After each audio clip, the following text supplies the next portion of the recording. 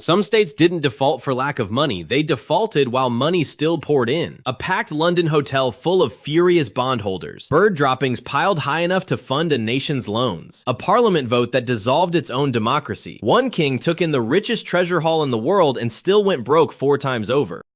The half-paid Empire, a hotel near London's financial district filled with bondholders one October evening in 1875, all reading the same telegram from Istanbul. The Ottoman government would pay only half its interest in cash for the next 5 years. The rest would arrive as fresh government paper, one promise propped on another. For 2 decades, the empire had borrowed almost every year, first for a war against Russia, later for railways, telegraph lines, and an ironclad navy. By that October, the debt stood near £191 million, while the government's yearly income sat near 22 million. Interest alone ran close to half of everything the Treasury collected, the same as a household losing every other paycheck to interest before rent or food. A London representative named Sergi stood before the furious room and argued the debt was manageable if only the empire were governed wisely. 6 months later, it stopped paying anything at all. The default dragged on for 5 years until a new decree cut the debt to about £106 million.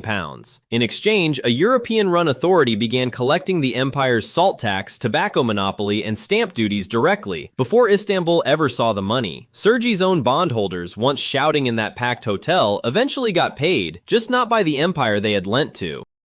The Canal for Sale.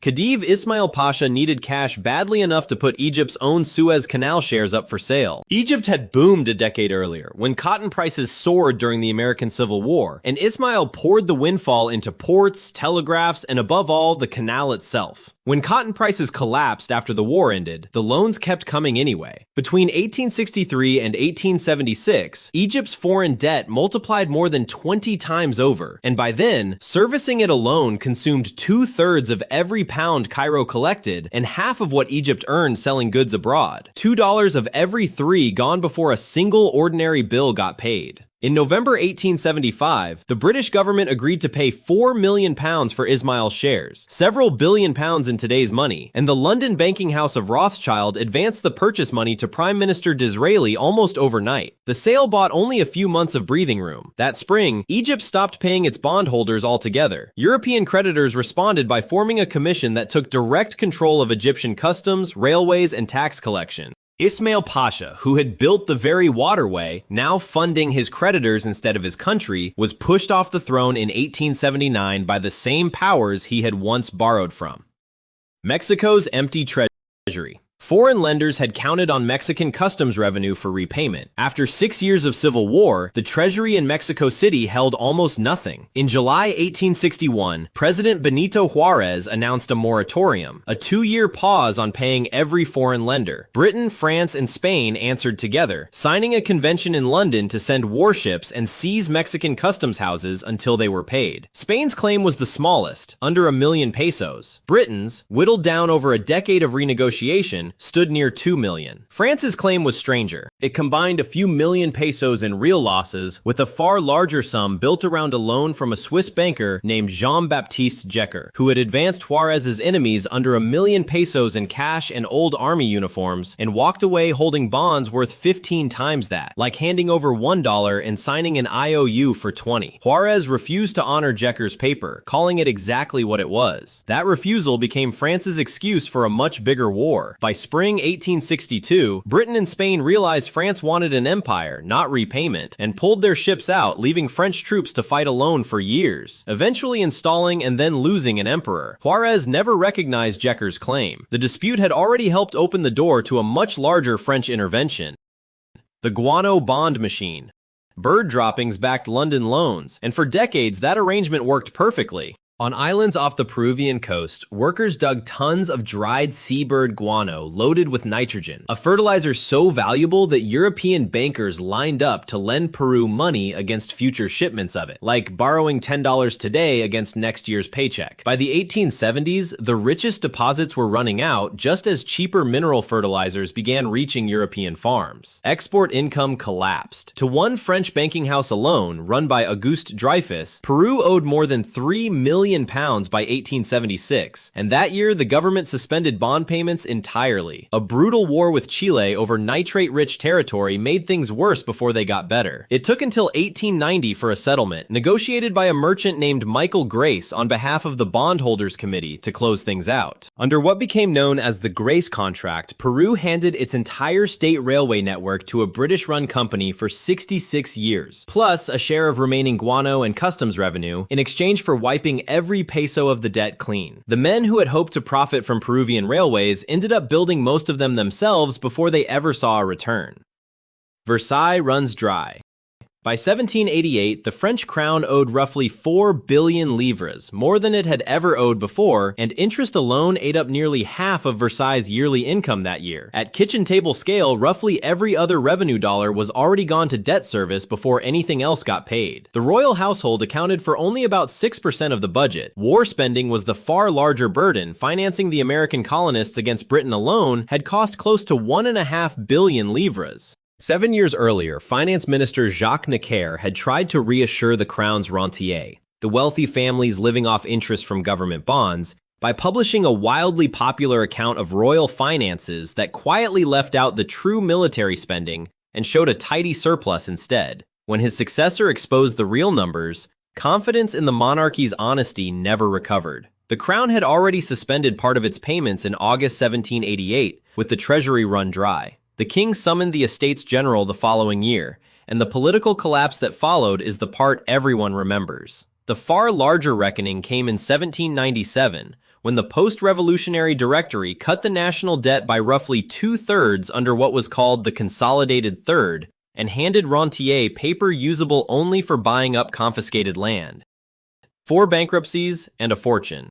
Spain's king received ships of silver from the Americas nearly every year, yet his soldiers fighting in Flanders regularly went unpaid for months. King Philip II froze payments to his lenders 4 times in 1557, 1560, 1575, and 1596. 1575 alone froze about 14.6 million ducats of short-term contracts, roughly 2 years' worth of crown revenue. 1596 froze a smaller sum, near 7 million ducats. At its peak, the crown's total debt reached roughly 60% of everything Spain produced in a year. Each freeze worked like borrowing against a paycheck that was still months away. Spain financed its armies through short-term contracts called asientos with Genoese bankers, and when payment came due faster than silver shipments arrived from the Indies, the crown froze those contracts and forced lenders to accept a haircut, converting the debt into longer, lower-interest bonds called juros. In the freeze of 1575, a general settlement 2 years later left lenders holding roughly a third less than they were promised. One Genoese banker who had financed the crown's Flanders campaigns watched his short-term contract turned overnight into a decades-long bond paying a fraction of the rate. The silver kept arriving, the freezes kept happening anyway. More money flowing in had never once been the same thing as being solvent.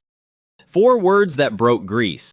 In Parliament late in 1893, Prime Minister Charilaos Trikoupis rose and said 4 words that outlived his career. Regretfully, we are bankrupt. Behind him, ports in the Peloponnese sat stacked with unsold Corinth currents, Greece's biggest export, after French tariffs and a price crash gutted its market almost overnight. Through the 1880s, Trikoupis had borrowed heavily to modernize Greece's army, railways, and ports. 6 loans in a decade totaling some 630 million drachmas. By the year of the default, government debt had climbed to somewhere near twice the country's entire yearly output. Historians differ on the exact multiple, but all agree it was crushing. Much of that borrowed money never reached Athens in full. Lenders routinely sold a bond below its face value, while the government still owed the full face value back. At home, that meant receiving $66 while owing $100. 4 years later, Greece lost a short war against the Ottoman Empire and needed a fresh loan just to pay the war indemnity. That loan carried a price. A foreign-run commission took over Greece's most reliable tax revenue, from salt and matches to the customs house at Piraeus, collecting it directly rather than trusting Athens to pay on time. A parliament votes itself away. A locked report sat in front of Newfoundland's parliament for weeks before anyone dared open it. Submitted in 1933 by a British lord named Amalry, it proposed something no self-governing dominion had done before: dissolve its own parliament and hand full control to commissioners from London. Newfoundland had been a dominion in its own right, alongside Canada and Australia, but war debt, a costly railway, and a fishing economy crushed by the Great Depression had pushed its public debt past $100 million, about $400 per person. For a family budget, that is close to 65 cents of every dollar swallowed by interest before food or heat. In November 1932, Frederick Alderdice's government warned it might have to stop paying part of that debt. Britain and Canada stepped in with emergency loans to keep every payment current, but only if Newfoundland accepted a royal commission to examine its finances. In 1934, acting on that commission's report, Newfoundland's elected parliament voted itself out of existence, and an unelected commission of government appointed by the British Crown took over completely. What it protected first was not the fishermen who had lost their livelihoods, but the bondholders in London and New York, still expecting payment on time. Newfoundland stayed under that arrangement for 15 years until it joined Canada in 1949. The applause and the default. Argentina's Congress erupted into applause in December 2001 as interim president Adolfo Rodriguez Sá announced the country would stop paying its foreign debt entirely. He would resign within the week, but the default he declared took 15 years to close. Outside, the mood on the street was different. People banged empty pots in protest after the government had already frozen their bank savings. The roots went back a decade when Argentina pegged its currency 1-to-1 with the American dollar to tame runaway inflation. The peg calmed prices but made Argentine exports too expensive to sell abroad. Borrowing filled the gap, like covering each missing dollar with another borrowed one, until the debt became impossible to carry. The default, around $93 billion, was among the largest sovereign defaults the world had ever recorded. Most lenders eventually accepted new bonds worth far less than their original value, but a small group of holdouts, creditors who refuse a debt deal and demand full payment instead, bought Argentine debt cheaply and sued in New York. One of those funds even had an Argentine Navy training ship detained in a foreign port to try to collect. The legal standoff dragged on until 2016, when Argentina paid $9.3 billion to settle the holdout dispute, regaining access to international credit markets. Which of these collapses surprised you the most? Let us know in the comments, and subscribe for the next one.